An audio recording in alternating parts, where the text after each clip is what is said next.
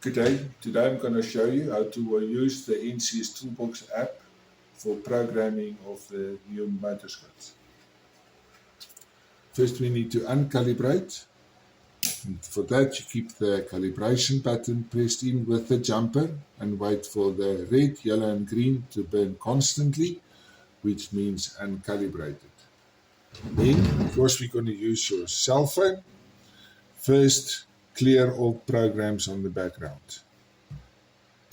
Then open the NCS Toolbox app. When you press the button, it will let the app know which one to put the blue line around. Press on that block.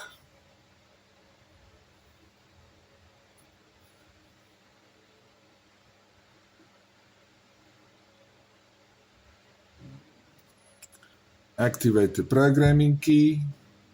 Read the indemnity. Press agree.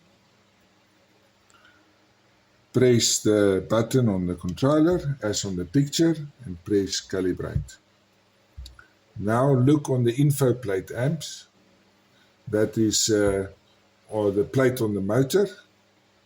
Here it's now going to be 23. Next.